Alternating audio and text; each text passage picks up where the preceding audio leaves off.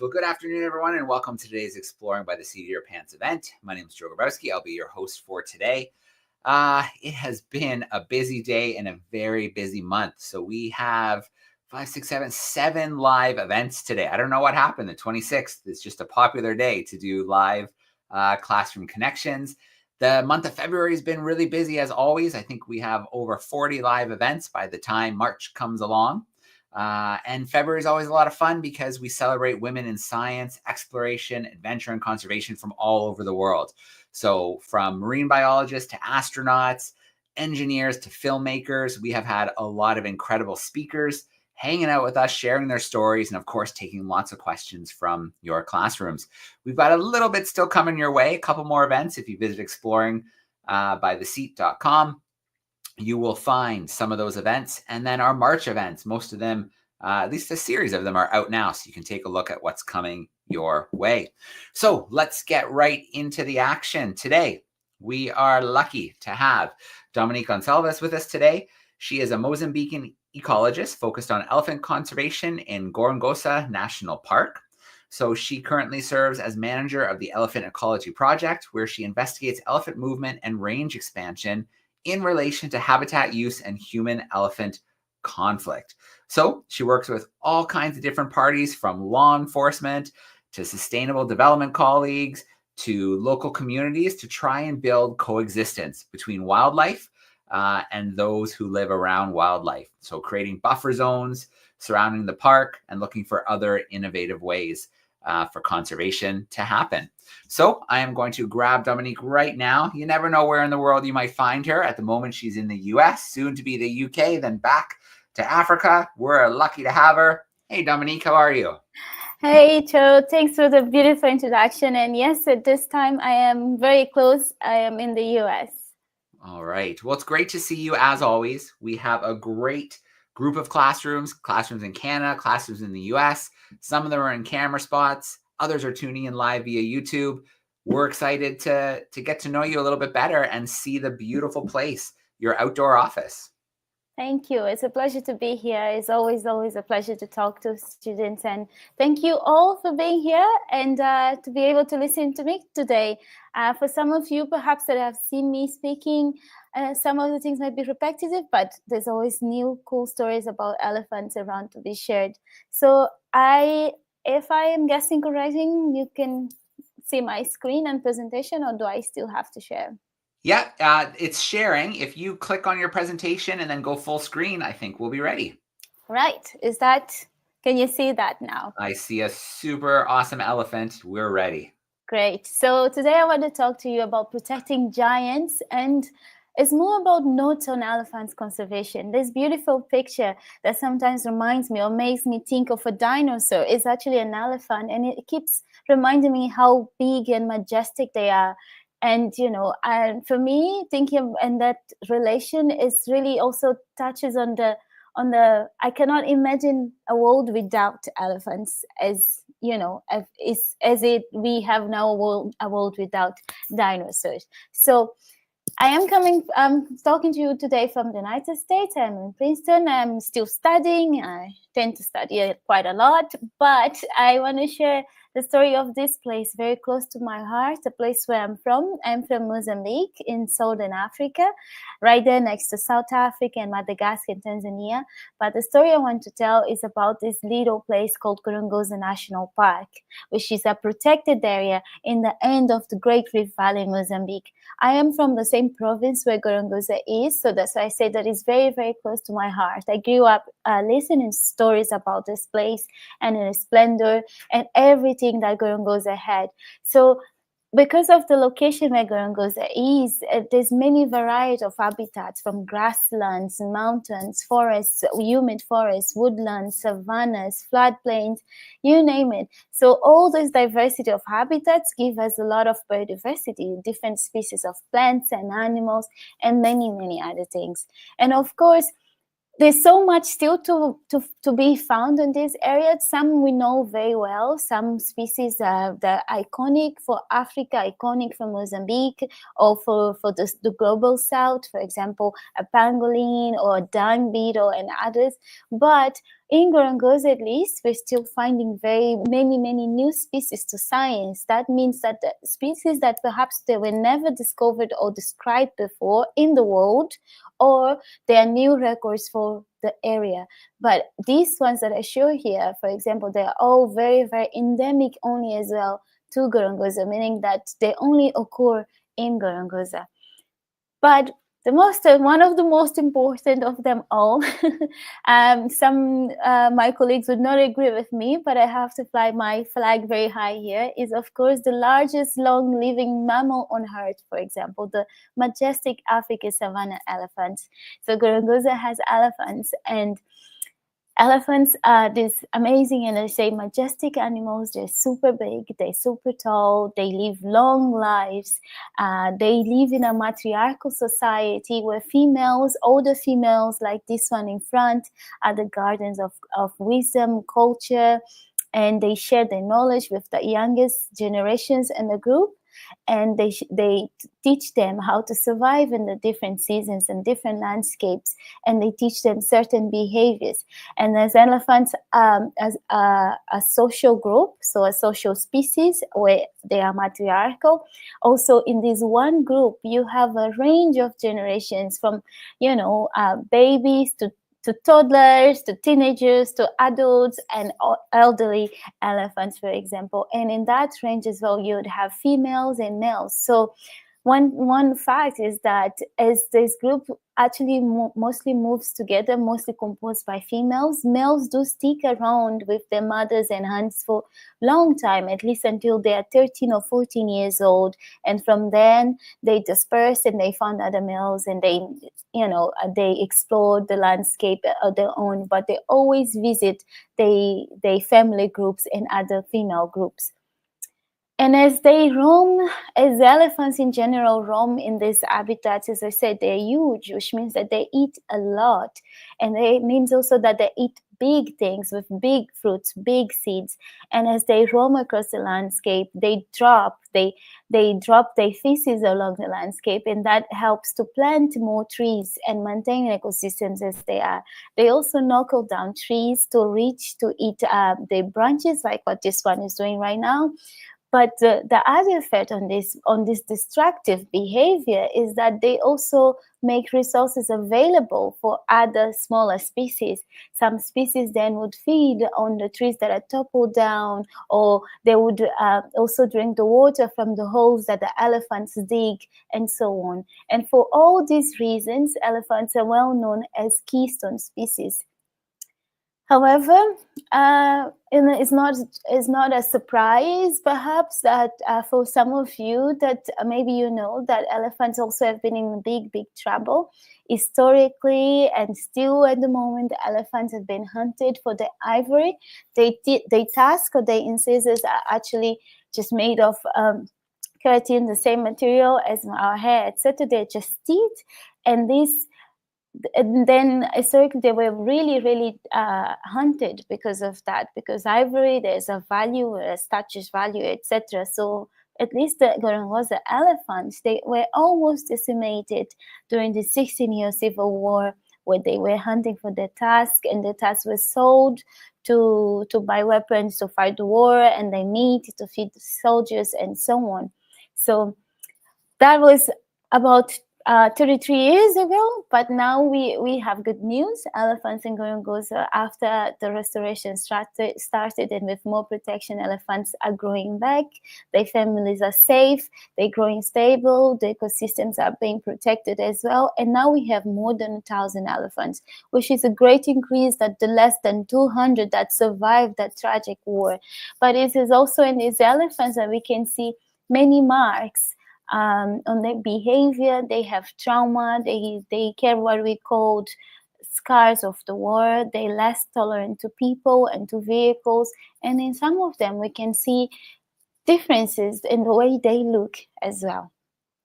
So in 2018, I started this Gorongosa Elephant Ecology Project after finishing my master's, and because I wanted to start this long-term project or long-term work inspired by the Amboseli elephant work as well, to see all these aspects of this recovery population. I wanted to understand, assess, and monitor the recovering along the landscape. I wanted to also, as Joe stated, my main focus also trying to build coexistence and support this human-elephant coexistence. And another note, I am a passionate advocate for girls' education, and I have now the role model initiative that is really tied to elephants as well. You understand more as I explain. So my main interest is like, as these elephants come back and they recolonize the places where they were extirpated, I am very curious to understand what it means. I mean, how are they gonna deal? What are the social dynamics between the different groups of elephants? What is gonna be the impact of it in ecosystems or habitats they're going back? And most importantly, what it means for the people who live next door to them, who was not there before. So that is what takes us, for example, for one of the methods I use to do this assessment and monitoring, I use satellite collars, GPS satellite collars and cameras and other equipment to be able to track these elephants. So of course this activity or operation is heavily in terms of logistics. We have to use an helicopter in Gorongosa because the habitat is so thick, and to ensure the safety of the elephants and also the team safety. So for example, this is one of the wildlife capture experts darting an elephant in the ramp to make it go to sleep so we can actually attach a GPS satellite collar. The other thing I have to do is also really track their diet and nutrition. So I do have to collect fresh poop from the elephant when they are being collared. And well, elephants is huge, so it sometimes can be a tricky activity, but I always manage. And I always have this because in case you don't know or you haven't heard an elephant snoring, this is how they sound.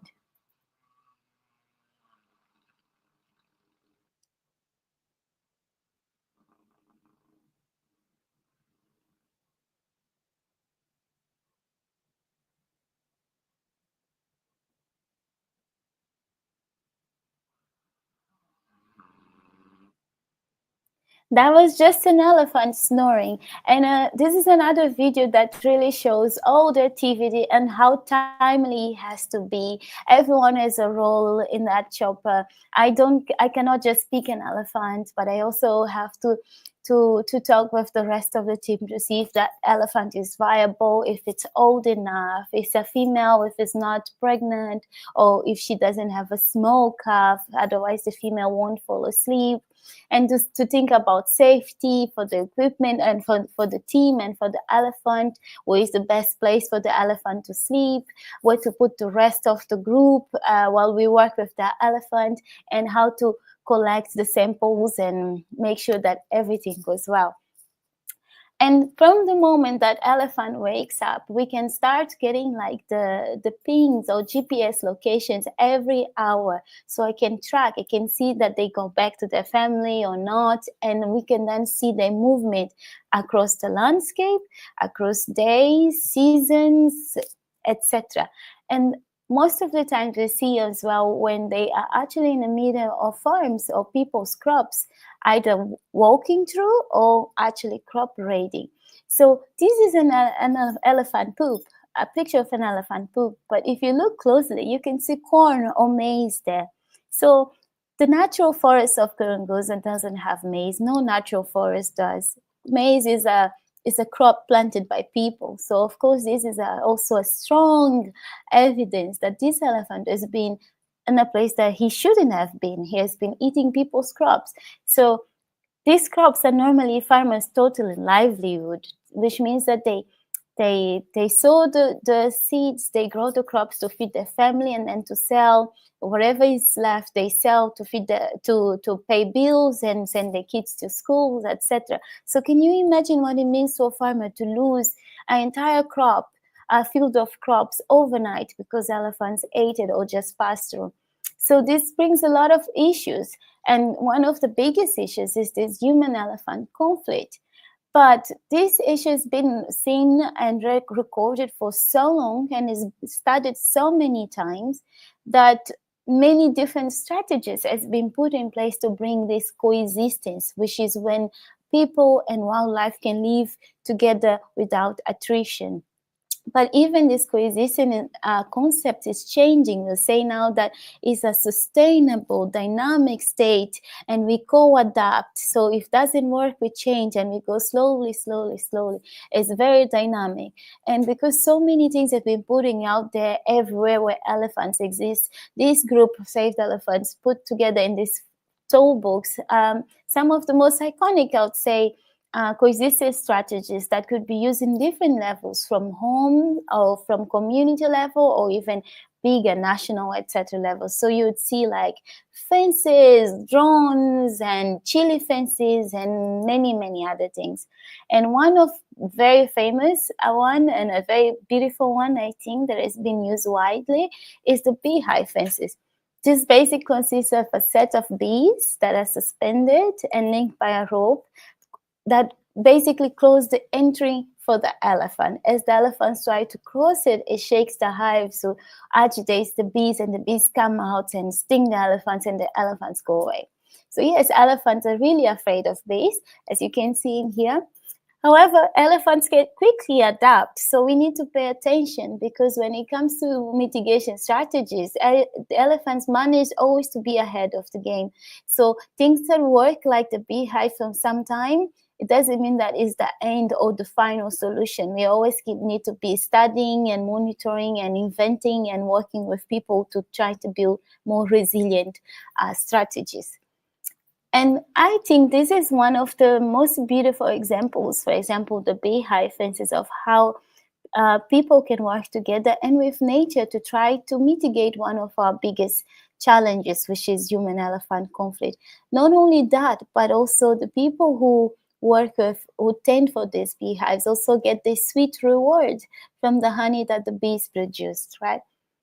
But we need to think a little bit bigger, as I said, when we think about these strategies and where we implement and what scale we implement, because we might be solving the problem in one simple, small scale, but also shifting or moving the problems somewhere else.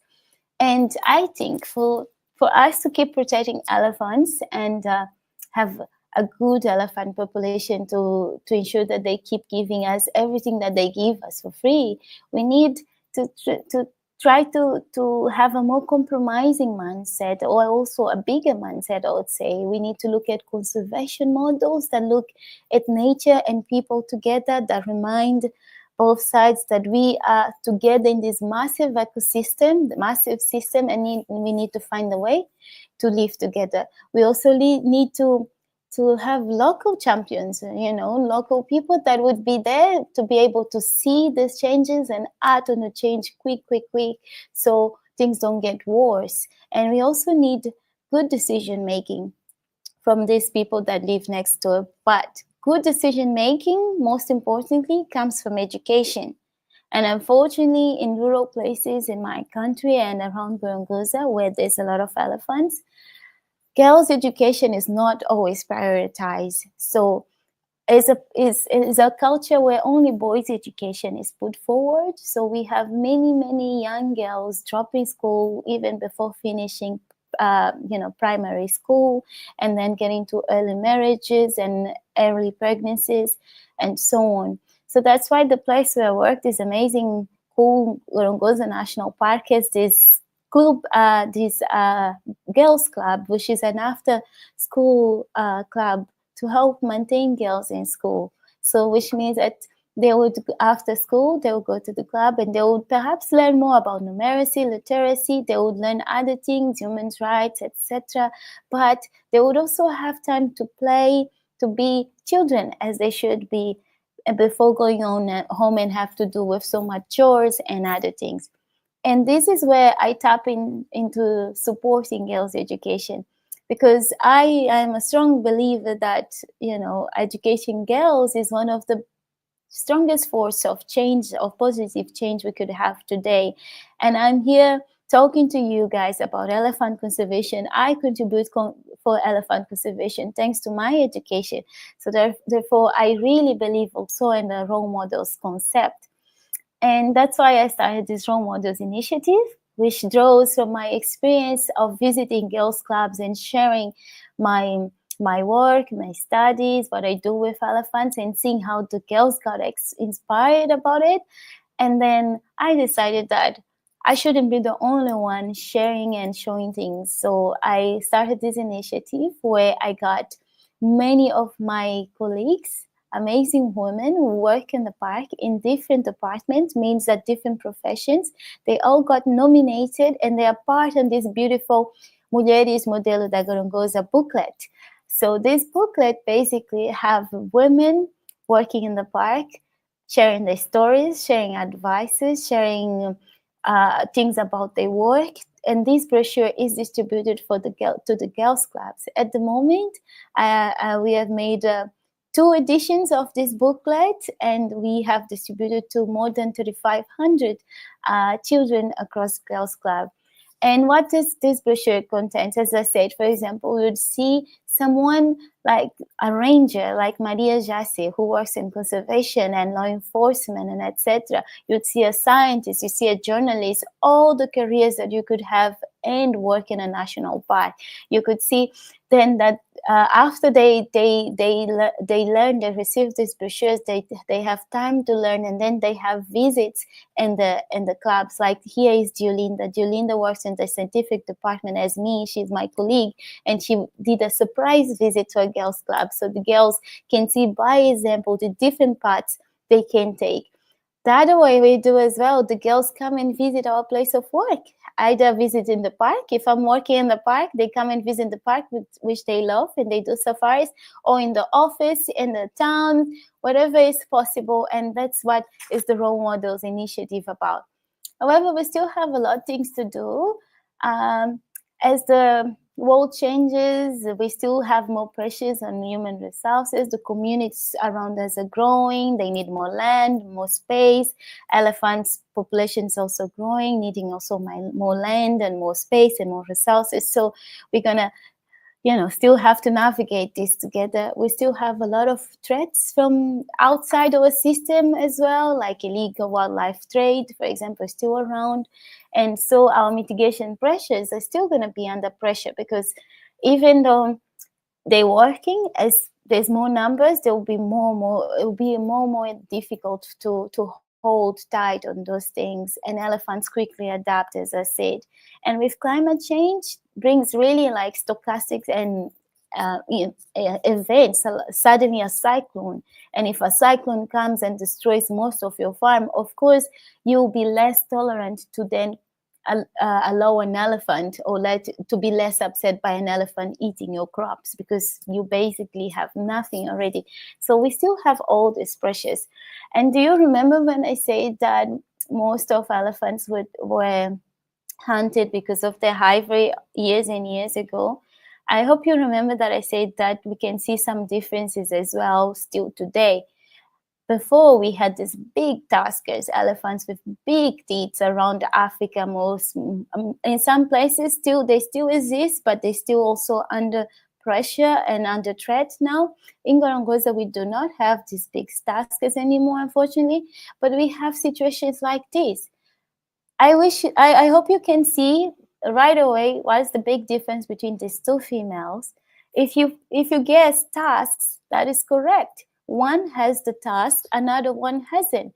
And this was because of this intense harvest or intense poaching, ivory poaching that happened years and years ago, that made that the females or the phenotypes, the elephants that would not have tusks would be more prevalent, more frequency in our population.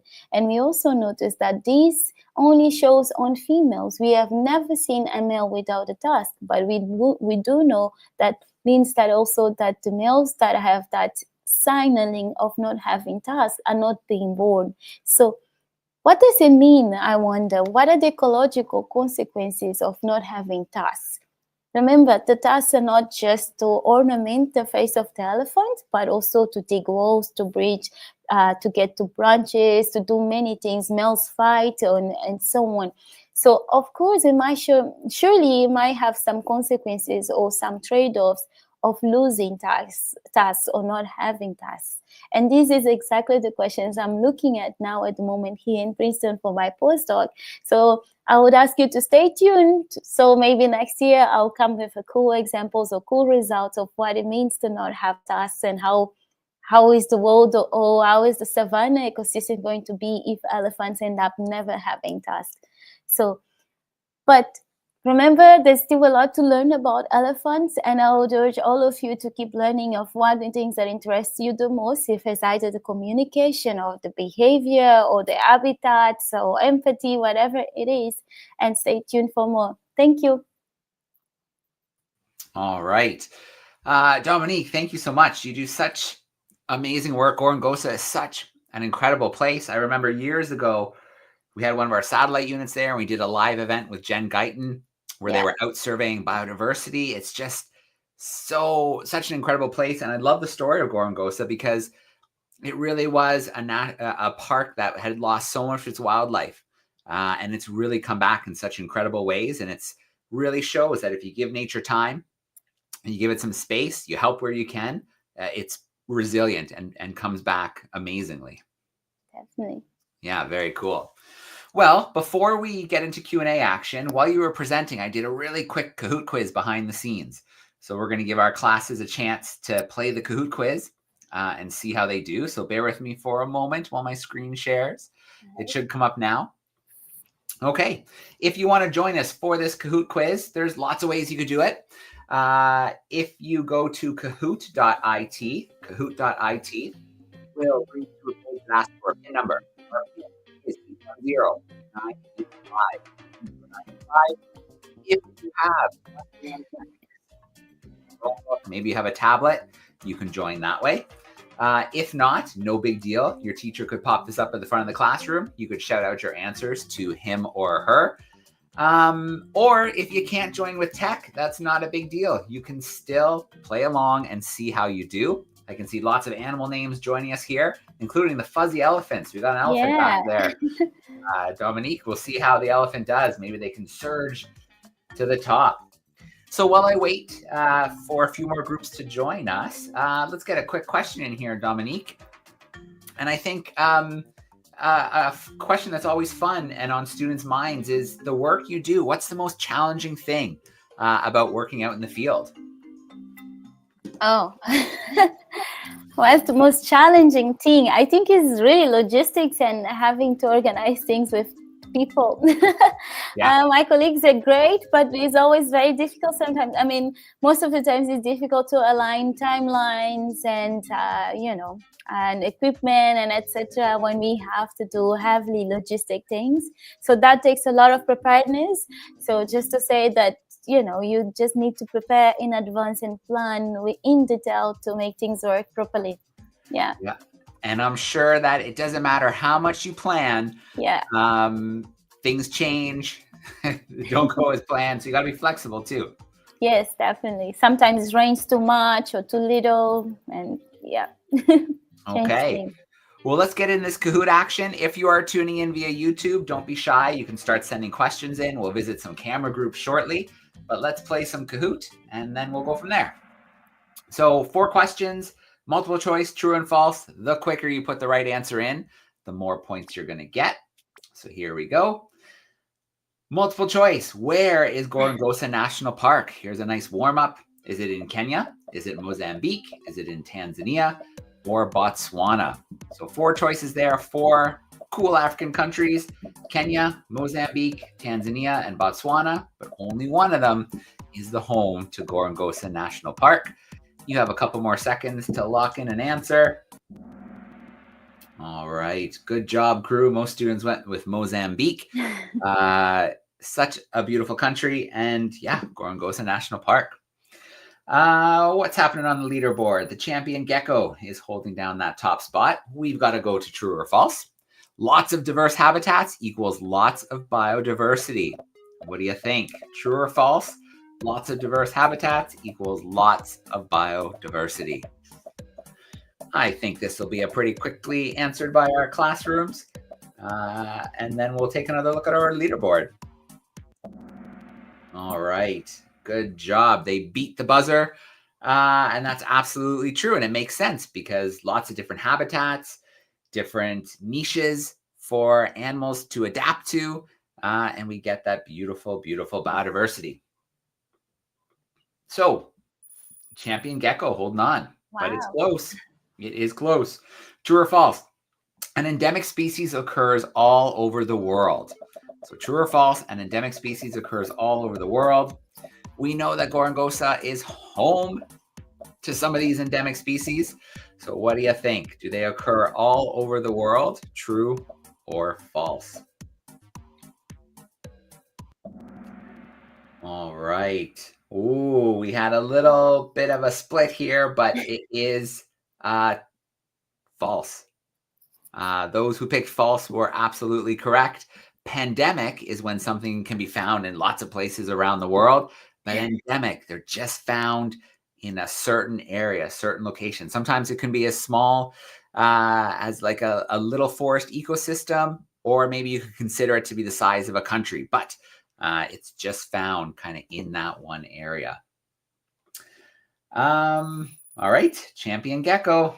Maybe they're going to go tape to tape. We'll see. Elephants are a keynote species because they're so big, they're endangered, they have a big impact on the natural environment, or they're found all over Africa. So, keystone species, is it because they're big, because they're endangered, because they have a big impact on the environment, or because they're found all over Africa? All right, good job, crew. We redeemed ourselves on that question. Keystone species are amazing. And I think another name that I like too is umbrella species. So if you protect elephants, you're actually protecting a whole bunch of other species that use that ecosystem and environment as well. Awesome. All right, Dominique, let's take a look at our podium. Place, we've got the magic jaguar. In second, Mighty, we learned about how they can help out of certain areas. That's cool. The Malek sneaking in at the last minute and stealing the lead. Very, very cool. You never know what could happen in a Kahoot quiz. Okay, I'm going to come back from that screen share. We'll turn that music off. Dominique, I think you're back with us. You froze for a second, but I think we got you. Right. Perfect. All right. Well, let's grab a question here from YouTube. Ms. Riddle's crew is tuning in, and they're wondering, how do you choose which elephant to sedate and then collar? Great question. And the first very important thing I think about, because it's not just any as I want, of course, there's a set of criteria that we have chosen and determined that this is what makes an individual eligible to be collared. So I look at age and presence of calf and altruism and many other things. There's a set of criteria, pregnancy and many things. Yeah. All right. Okay. Oh, okay. So building on this question, before we go to a camera classroom, what about the rest of the herd? How do they stay calm when one has been sedated? they might not stay calm. But that's the thing. That's why it's so important to work with people who are so experienced on this, because once we select based on the criteria, age and presence of calf, if it's a female or if it's a male, might be more easy. But let's talk about just females. So look at how is she a lead female or matriarch? Is she old enough? Is she pregnant or not? Does she has a calf? How is she reacting? What is her behavior?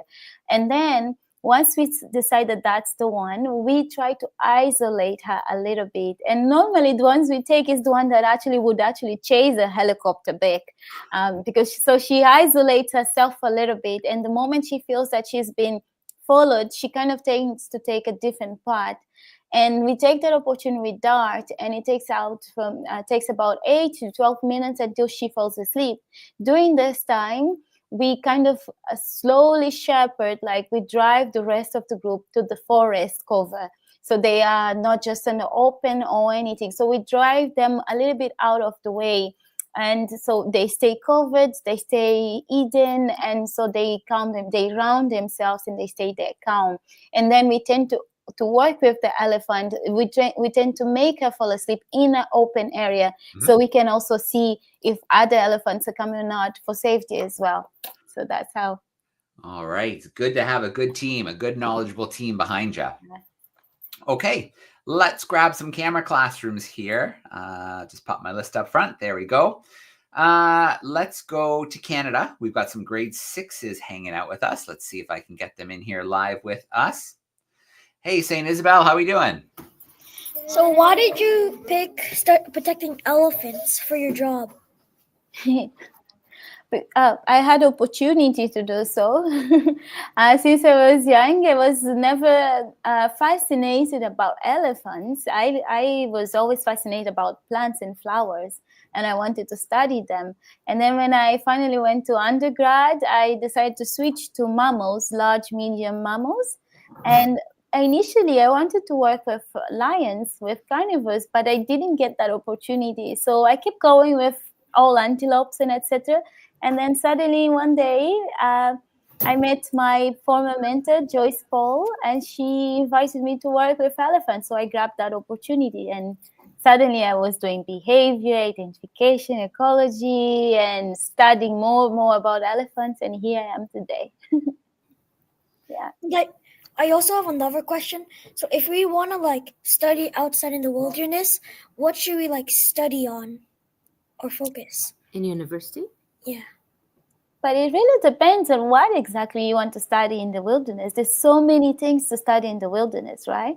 There's biodiversity is huge. I cannot comprehend yet how much is there to be studied. And we tend to only think about biodiversity of life in terms of animal and plants, but there's also soils, bacteria. There's so many things you could study in the wilderness. I would just recommend that you still focus on the basic subjects, like the basic biology, geology, etc. This just forms a nice baseline for you. And then as you grow, as you experience more of the wilderness, you will see what exactly you want or you'll be happy doing for the rest of your life, for sure. And it's okay if that changes too. Mm-hmm. Yeah. Thank you. All right. Grade 6s, we'll check in with you in a couple minutes. Let's grab Miss Barha's crew. They're joining us, I believe, out in California. Pretty cool. 4th graders. How you doing? No, you go first. Go. What is the biggest elephant you have found? Can you repeat that? They can't hear you. What is the biggest elephant you have found? Oh. His name is Brutus, and he weighed more than 7 tons. He was the biggest male elephant I've ever found. Yes, simple answer for that. Yeah. Do you know how big a elephant's heart is? Oh, I do not. That's a great question. I need to check that. I do not know how big an elephant heart is. That's okay. That's some good homework for our class. Yes. To see if they can find that answer.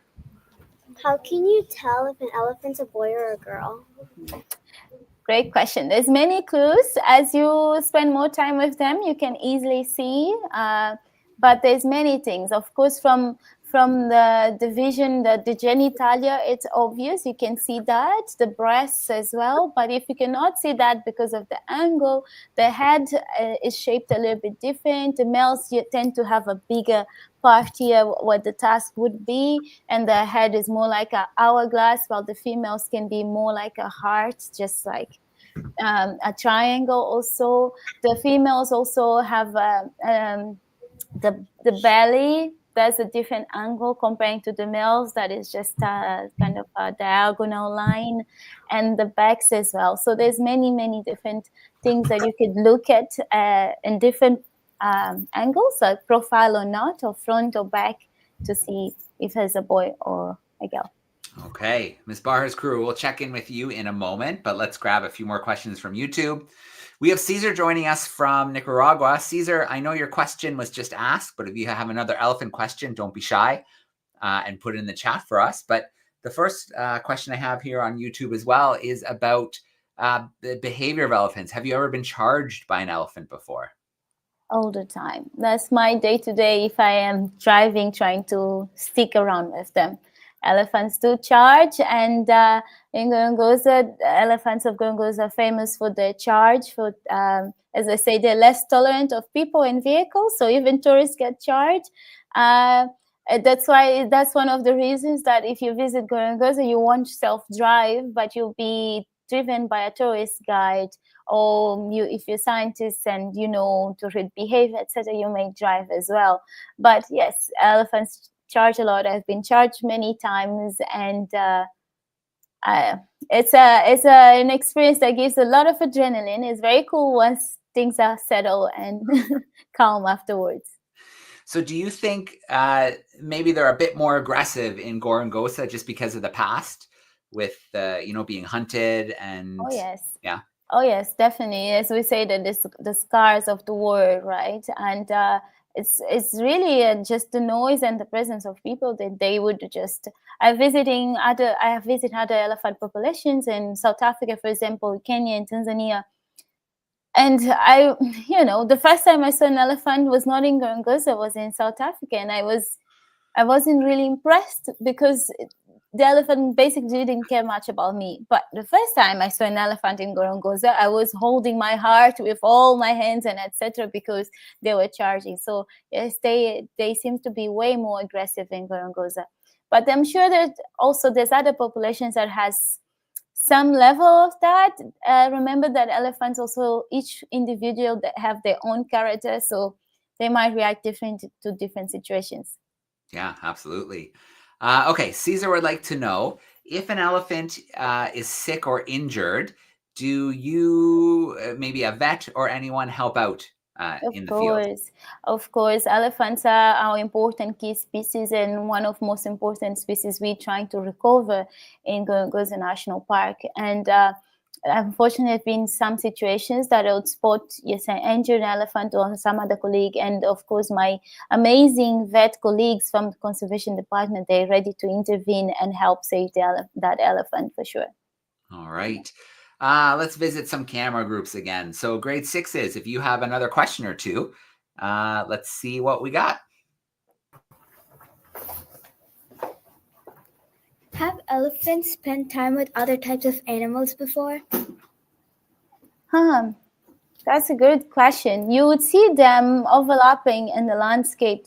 You see elephant, impala, and other things around the same area. So we could say that they spend time in the same area, and we see many times, especially calves, elephant calves, either